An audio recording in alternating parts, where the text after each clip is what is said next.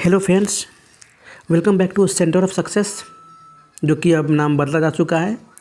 पहले यही चैनल का नाम सक्सेस मंत्रा था, तो कुछ कारणवश यानी यूट्यूब सर्च में नहीं आ रहा था, इसलिए इसका नाम सेंटर ऑफ सक्सेस रख दिया गया है, जो हमेशा हमेशा के लिए रहेगा। जैसा आपके अपने चैनल सेंटर ऑफ सक्सेस के द्वारा यह मुहिम चलाया जा रहा है, एडुटेरिया का प्रैक्टिस सेट चलाया जा रहा है, जो आप लोगों के बीच प्रैक्टिस सेट 10 लेकर आ गया हूँ। इससे पहले कि दोस्तों, अगर आपने प्रैक्टिस सेट नंबर 1 से लेकर 9 तक नहीं देखे हैं तो लिंक डिस्क्रिप्शन में है और मैंने प्लेलिस्ट बना दिया है, आप जाकर वहाँ से देख सकते हैं।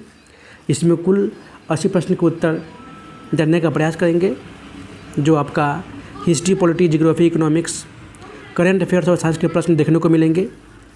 तो चलिए दोस्तों, जल्दी से फटाफट वीडियो को लाइक कर दीजिए, अपने दोस्तों के साथ शेयर कर दीजिए, और चैनल पे पहली बार आए हैं तो चैनल को सब्सक्राइब कर दीजिए और बेल आइकन को दबा दीजिए, ताकि जब भी मैं महत्वपूर्ण वीडियो डालूँ तो सबसे पहले नोटिफिकेशन आपके पास पहुँचे। तो चलिए दोस्तों, शुरू करते हैं। आपका पहला प्रश्न, प्रैक्टिस सेट 10 का पहला प्रश्न आपके फुल स्क्रीन पे,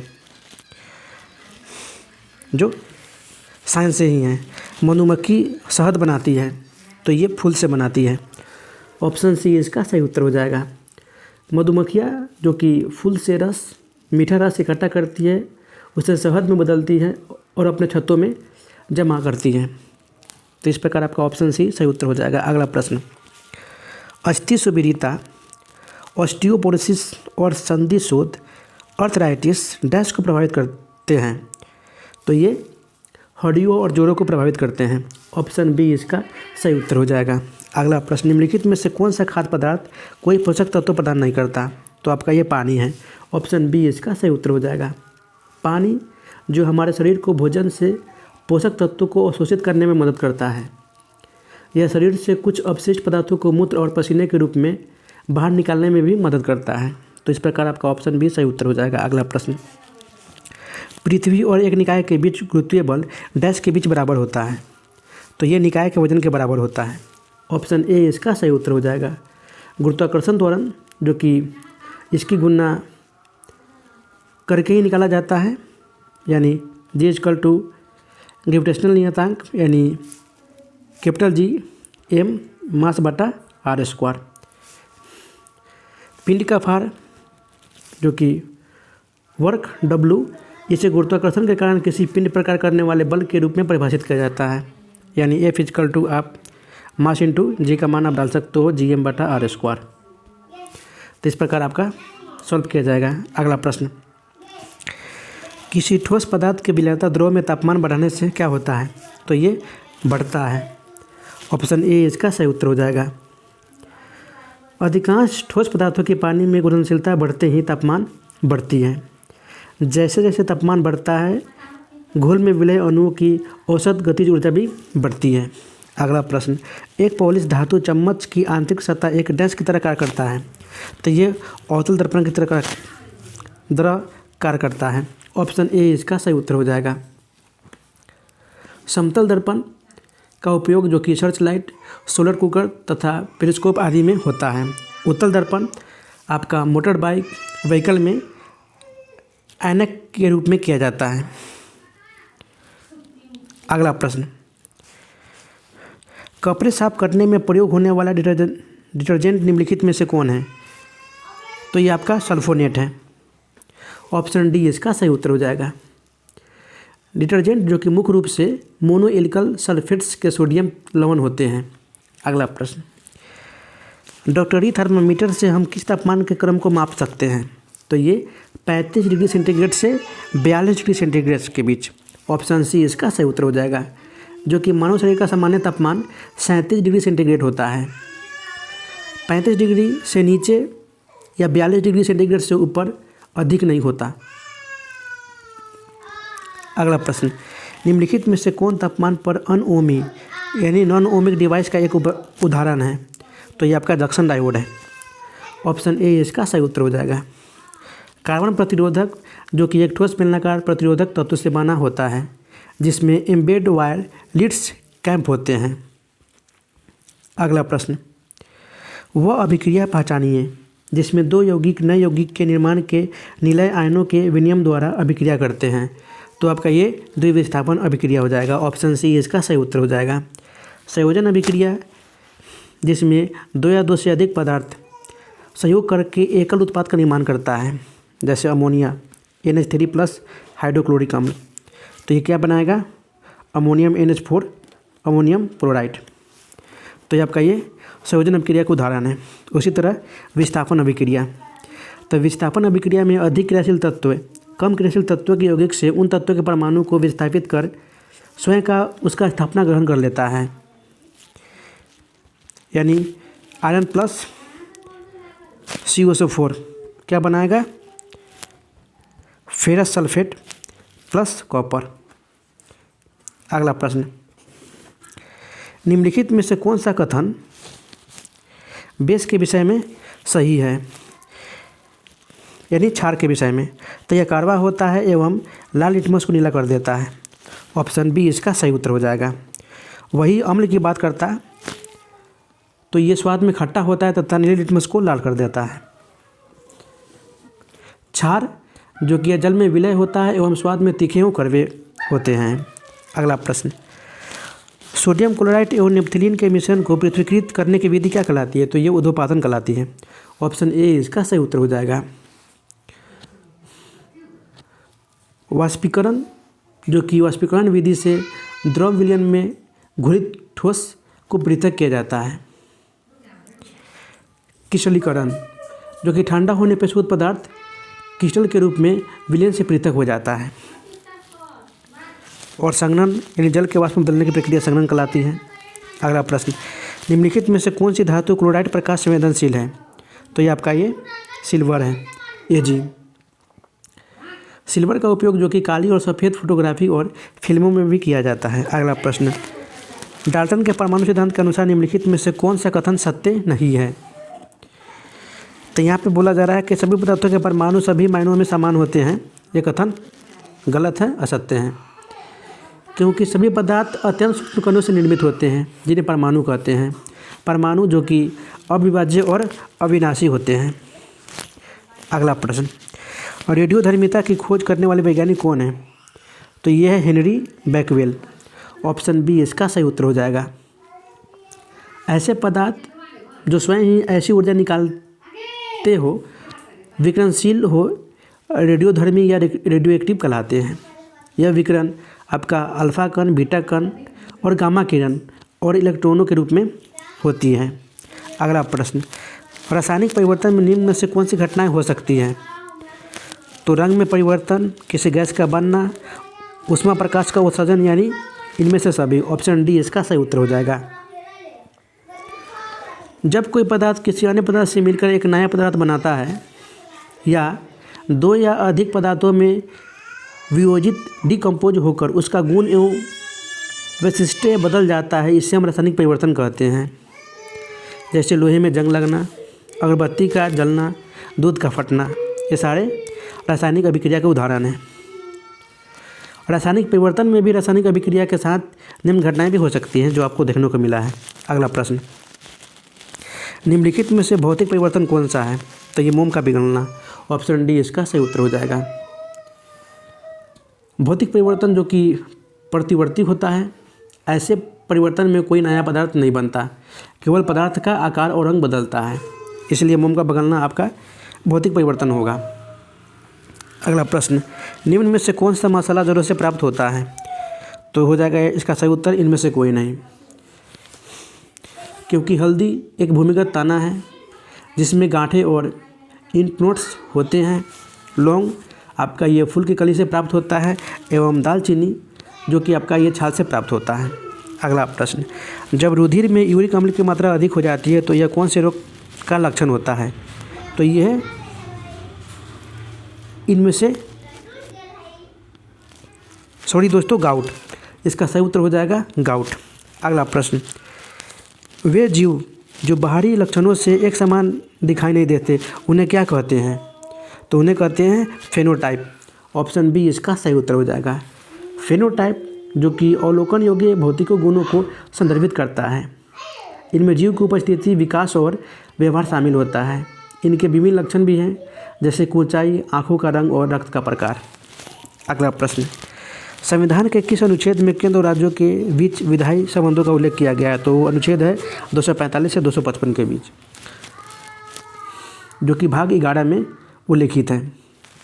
ऑप्शन ए इसका सही उत्तर हो जाएगा। अगला प्रश्न, उच्च न्यायालय के न्यायाधीशों की सेवानिवृत्ति की उम्र सीमा क्या होती है? तो यह 62 वर्ष होती है। ऑप्शन ए इसका सही उत्तर हो जाएगा, जो कि संविधान के अनुच्छेद 217 के क में 15वें संविधान संशोधन 1963 के द्वारा 60 वर्ष से बढ़ाकर 62 वर्ष निर्धारित कर दी गई है। अगला प्रश्न, अनुसूचित जातियों के लिए अलग राष्ट्रीय आयोग किस वर्ष में अस्तित्व में आया था? तो ये 2004 में आया था। ऑप्शन ए इसका सही उत्तर हो जाएगा। आयोग में एक अध्यक्ष, एक उपाध्यक्ष एवं 3 अन्य सदस्य भी होते हैं।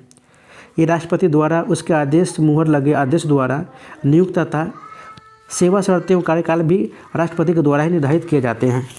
तो इस प्रकार आपका ऑप्शन ए सही उत्तर हो जाएगा। अगला प्रश्न, राजनीतिक दलों की मान्यता और उसका चिन्ह प्रदान किया जाता है किसके द्वारा?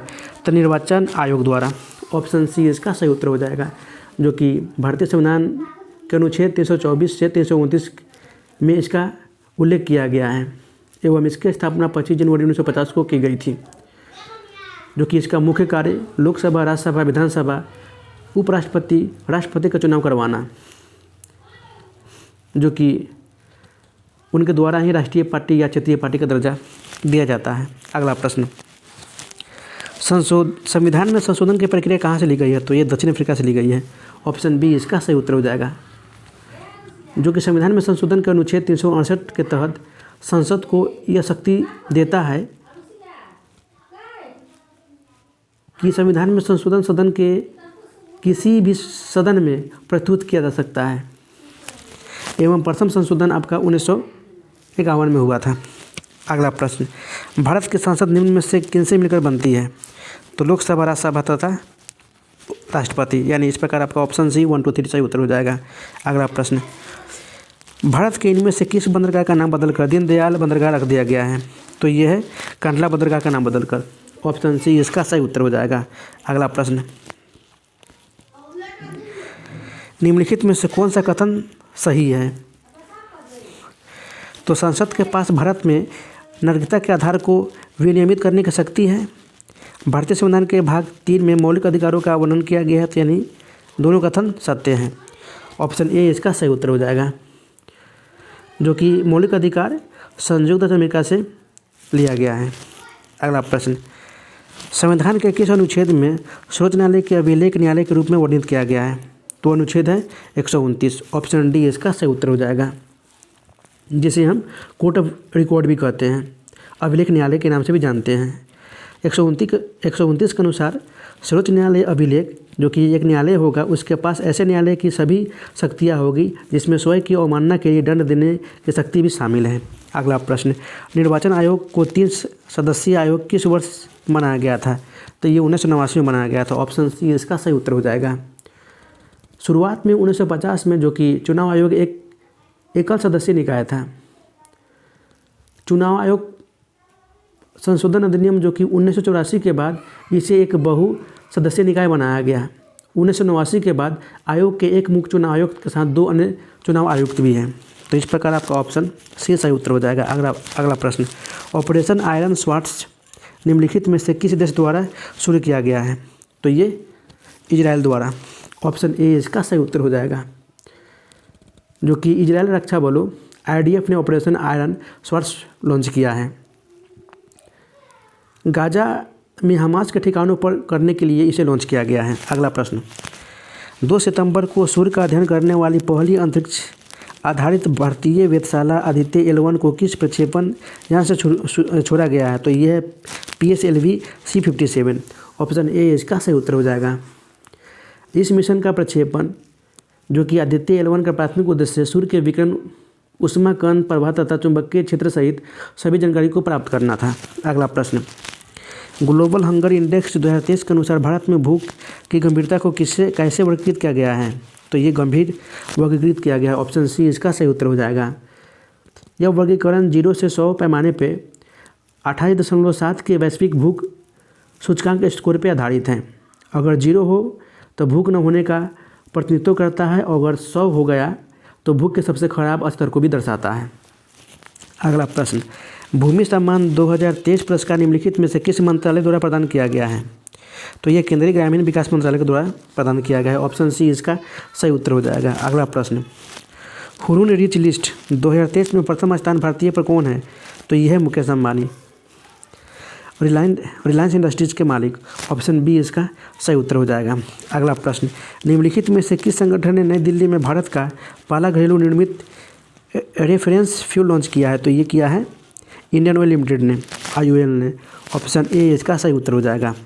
अगला प्रश्न, मनी लॉन्ड्रिंग रोधी मानकों को मजबूत करने और वित्त आतंकवाद से निपटाने के लिए संशोधनों का एक सेट किसने तैयार किया है? तो ये किया है सेबी ने। ऑप्शन बी इसका सही उत्तर हो जाएगा, यानी भारतीय प्रतिभूति विनियम बोर्ड। यह दिशा निर्देश जो कि धन शोधन निवारण अधिनियम 2002 के तहत स्थापित नियमों पर आधारित है।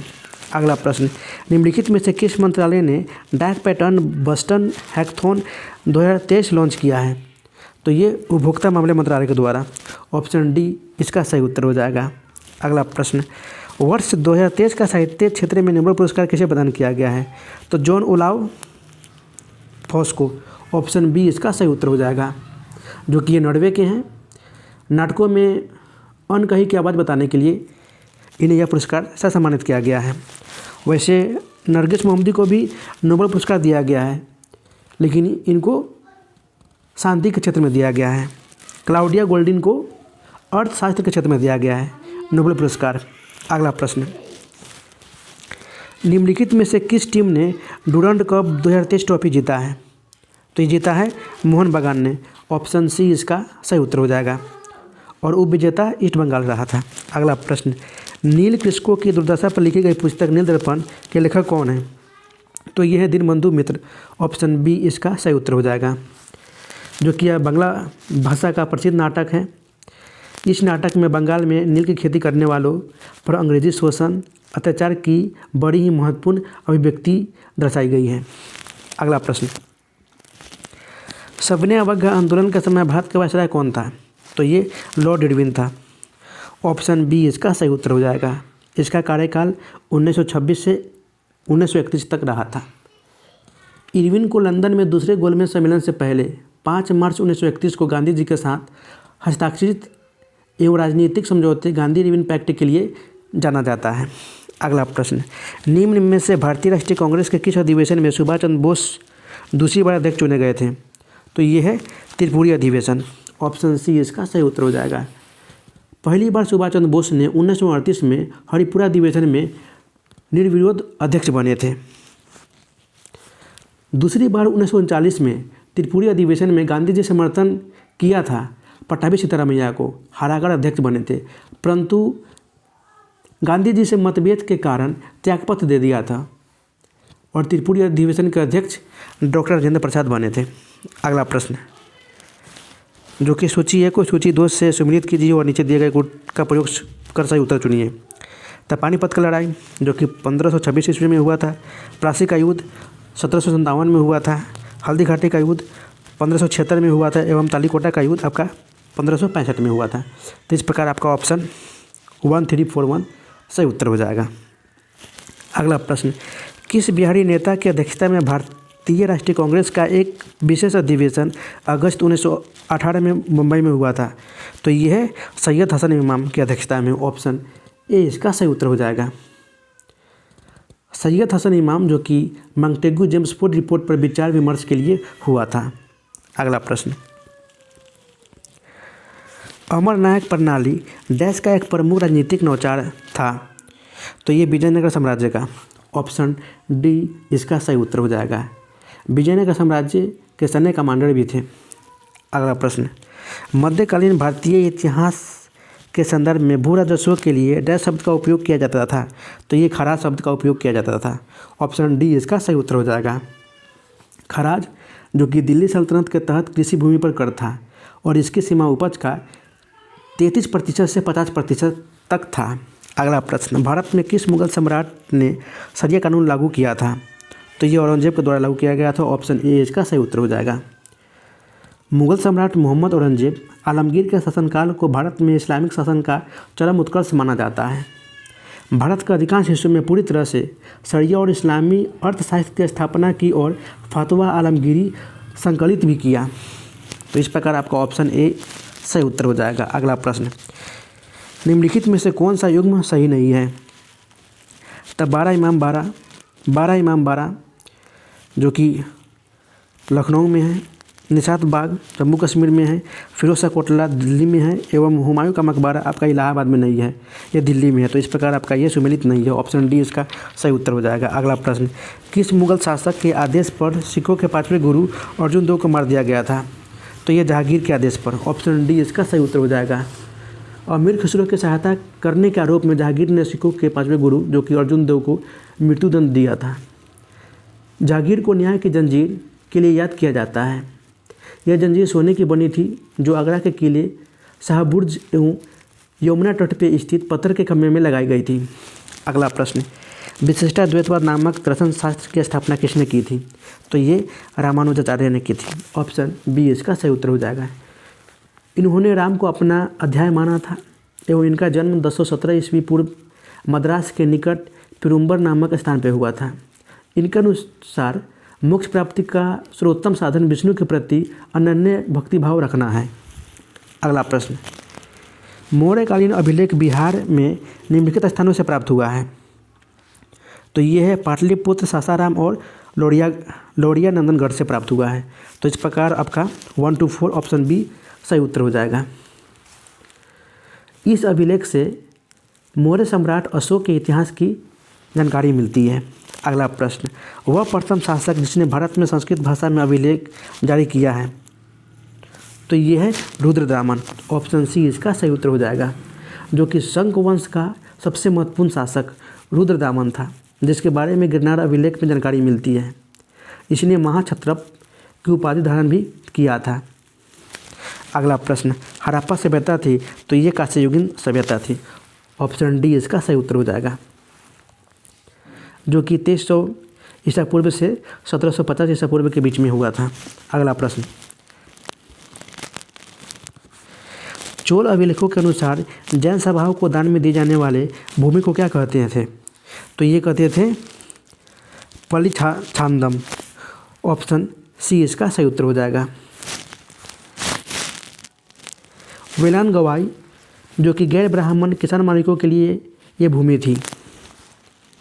साला भोग जो कि एक विद्यालय के रखरखाव के लिए यह भूमि थी। ब्रहादे ये भूमि ब्राह्मणों को दी गई भूमि थी। अगला प्रश्न, किस योजना में गरीबी उन्मूलन और रोजगार में वृद्धि की बात कही गई थी? तो यह है छठी योजना में, ऑप्शन बी इसका सही उत्तर हो जाएगा, जो कि पहली बार गरीबी उन्मूलन पर विशेष जोर दिया गया था। इस योजना के दौरान संबंधित विकास कार्यक्रम जैसे महत्वपूर्ण कार्यक्रम शुरू किए गए थे। अगला प्रश्न, ऐसी मुद्रा जिसकी विनिमय दर सरकार द्वारा प्रभावित होती है क्या कहलाती है? तो ये कहलाती है प्रबंधित मुद्रा, ऑप्शन डी इसका सही उत्तर हो जाएगा। जो मुद्रा आसानी से उपलब्ध ना हो उसे हम दुर्लभ मुद्रा कहते हैं। भारत में मुद्रा विनिमय दर जो कि आरबीआई द्वारा तय किया जाता है। अगला प्रश्न, बाजार का नियम किस अर्थशास्त्री ने दिया था? तो ये दिया था जेबीसी ने, ऑप्शन डी इसका सही उत्तर हो जाएगा। जेबीसी के बाजार के नियम के अनुसार पूर्ति अपनी मांग का स्वयं निर्माण करती है। जेबीसी के अनुसार जिस अनुपात में पूर्ति बढ़ाई गई या घटाई जाती है उसी अनुपात में उत्पादन के साधनों की क्रय मांग भी बढ़ती या घटती रहती है। अगला प्रश्न, भारत में उपभोक्ता संरक्षण अधिनियम की घोषणा कब हुई थी? तो ये 1986 में हुई थी, ऑप्शन ए इसका सही उत्तर हो जाएगा। इस अधिनियम ने उपभोक्ताओं को उपभोक्ता अदालतों में प्रतिनिधित्व करने का अधिकार दिया था, जिसके तहत जिला, राज्य और राष्ट्रीय स्तर पर त्रिस्तरीय अर्ध न्यायिक तंत्र स्थापित किया गया था। अगला प्रश्न, किस नियोजन के अंतर्गत सरकार ने वह कृषि नीति बनाई जिसने हरित क्रांति को जन्म दिया है?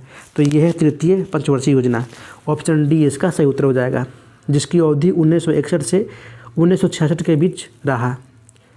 जब भारत को चीन और पाकिस्तान से युद्ध लड़ना पड़ा उस समय भारी सूखा एवं अकाल का समय रहा था। हरित क्रांति में उन्नत बीज, उन्नत तकनीकी और सिंचाई उर्वरक आदि का प्रयोग पर बल दिया गया था।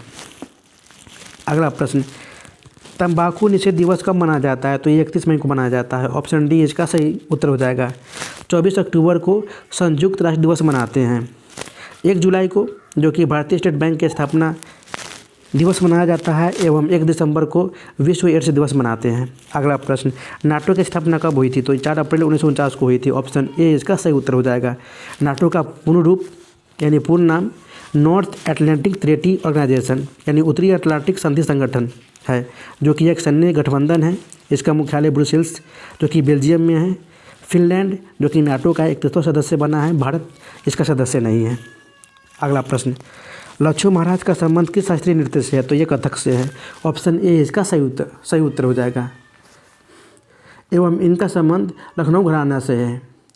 कथक का उद्गम जो कि ब्रजभूमि की रासलीला से है एवं यह उत्तर प्रदेश की एक पारंपरिक नृत्य है। अगला प्रश्न, भारत में वन संरक्षण अधिनियम को किस वर्ष पारित किया गया था? तो ये 1980 में पारित किया गया था। ऑप्शन सी इसका सही उत्तर हो जाएगा। वही पर्यावरण संरक्षण अधिनियम 1986 को पारित किया गया था।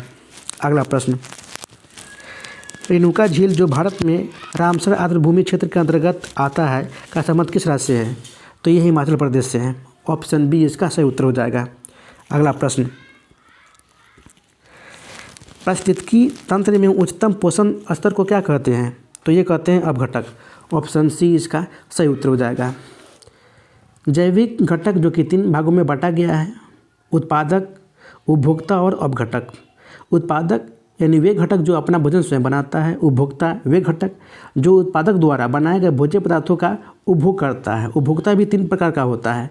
प्राथमिक उपभोक्ता में हम लोग आते हैं और द्वितीय उपभोक्ता और तृतीय उपभोक्ता भी होता है। अपघटक इस वर्ग में मुख्यतः कवक और जीवाणु आते हैं, जो कि ये मृत उत्पादक और उपभोक्ता का गठन करके उन्हें भौतिक तत्वों में परिवर्तित कर देता है। अगला प्रश्न, भारत वन स्थिति रिपोर्ट यानी ISFR 2021 के अनुसार देश का कुल वन वृक्ष आवरण क्षेत्र कितना प्रतिशत है? तो ये है 24.262% यानी ऑप्शन बी इसका सही उत्तर हो जाएगा, देश के भौगोलिक क्षेत्र का। अगला प्रश्न, ओरलॉक पुरस्कार किस क्षेत्र में दिया जाता है? तो ये कृषि क्षेत्र में दिया जाता है। ऑप्शन ए इसका सही उत्तर हो जाएगा एवं इसकी शुरुआत 1972 में हुई थी। अगला प्रश्न, मानव शरीर में ग्रीवा कशेरुको यानी क्लेविकल वर्टिब्रे की संख्या कितनी है? तो ये कुल 7 है। ऑप्शन बी इसका सही उत्तर हो जाएगा, जिसे हम ग्रीवा रीढ़ भी कहते हैं। आमतौर पर इसे गर्दन भी कहते हैं। शरीर की कंकाल प्रणाली की एक संरचना होती है जो 7 अनियमित आकार की हड्डियों से बना होता है। अगला प्रश्न, पेरियार बांध जिसे हम मुल्ला पेरियार बांध कहते हैं, पेरियार नदी केरल पे स्थित है। इस बांध की सुरक्षा को लेकर किन 2 राज्यों के बीच विवाद है? तो ये है केरल और तमिलनाडु के बीच। ऑप्शन बी इसका सही उत्तर हो जाएगा। पेरियार बांध यानी पेरियार नदी केरल राज्य की सबसे लंबी और बड़ी नदी है और पेरियार नदी पे ही इडुक्की बांध अवस्थित है। अगला प्रश्न, Indian institute of tropical metrology कहाँ स्थित है? तो ये पुणे में स्थित है, जो कि मौसम का पूर्वानुमान और भूकंप का पता लगाने के लिए यह मुख्य संगठन है। इसकी स्थापना 17 नवंबर 1962 को हुई थी, जो कि भारत में स्थित एक वैज्ञानिक संस्थान भी है। अगला प्रश्न, एयरफोर्स एकेडमी भारत में कहाँ स्थित है? तो ये हैदराबाद में है। ऑप्शन सी इसका सही उत्तर हो जाएगा। जबकि एयरफोर्स टेक्निकल कॉलेज आपका ये बेंगलुरु में है और एयरफोर्स एडमिनिस्ट्रेटिव कॉलेज आपका ये कोयम्बटूर में है। अगला प्रश्न, दक्षिण पश्चिम मानसून काल में निम्नलिखित स्थानों में से सबसे कम वर्षा कहाँ होती है? तो ये चेन्नई में होती है। वही उत्तर पूर्व मानसून की बात करूँ तो वापस आने में सर्वाधिक वर्षा भी चेन्नई में ही होती है। अगला प्रश्न, निम्नलिखित में से किस उद्योग की स्थिति के लिए कच्चे माल की उपलब्धि मूल कारक नहीं है? तो ये इलेक्ट्रॉनिक्स नहीं है। ऑप्शन सी इसका सही उत्तर हो जाएगा। अगला प्रश्न, निम्नलिखित आद्र क्षेत्रों में किन रामसर का दर्जा प्राप्त है? तो ये चिल्का झील को भी मिला है, लोकटक को भी मिला है, केवलादेव को भी मिला है और उलर झील को भी मिला है। तो इस प्रकार आपका ऑप्शन डी सभी हो जाएगा। वर्तमान में भारत के कुल 25 स्थान हैं जिन्हें रामसर साइट सूची में शामिल किया गया है। अगला प्रश्न, सुंदरवन क्षेत्र के अंतर्गत आते हैं तो ये होते हैं सघन मैंग्रोव वन। ऑप्शन डी इसका सही उत्तर हो जाएगा, जो कि ये मैंग्रोव वन सुंदरवन क्षेत्र के लिए प्रसिद्ध है। एक मैंग्रोव जो कि एक छोटा पेड़ या झाड़ी है जो समुद्र तट के किनारे उगता है एवं इसकी जड़ें अक्सर पानी के नीचे तलछट में होती है। अगला प्रश्न, भारत जेंडर बजट कब शुरू किया गया था? तो ये केंद्रीय बजट 2005-06 में शुरू किया गया था। ऑप्शन ए इसका सही उत्तर हो जाएगा। अगला प्रश्न, भारतीय राष्ट्रीय कांग्रेस का 27वां अधिवेशन किस स्थान पर हुआ था? तो ये पटना के बांकीपुर में। ऑप्शन डी इसका सही उत्तर हो जाएगा। एवं इस अधिवेशन की अध्यक्षता आर एन मुंदुरकर ने की थी। अगला प्रश्न, सम्राट शाह आलम द्वितीय ने ईस्ट इंडिया कंपनी को बंगाल, बिहार, उड़ीसा की दीवानी कब प्रदान की थी? तो ये 12 अगस्त 1765 को। ऑप्शन ए इसका सही उत्तर हो जाएगा। अगला प्रश्न जो कि इस प्रैक्टिस सेट का लास्ट प्रश्न है, वर्ष 2011 में बिहार के कितने जिलों में 10 लाख से कम जनसंख्या थी? तो ये कुल 3 जिलों में थी, जो कि शिवहर, शेखपुरा और लखीसराय। तो दोस्तों यहाँ पे आपका 80 प्रश्न समाप्त हो गए। तो आपको शुरू से अंत तक देखने के लिए आपको बहुत बहुत धन्यवाद। वीडियो अगर अच्छी लगी तो वीडियो को लाइक कर दीजिए, अपने दोस्तों के साथ शेयर कर दीजिए और चैनल पे पहली बार आए हैं तो चैनल को सब्सक्राइब कर दीजिए और बेल आइकन को दबा दीजिए। तो फिर मिलते हैं नेक्स्ट वीडियो में, तब तक के लिए गुड बाय, जय हिंद, टेक केयर ऑफ योरसेल्फ।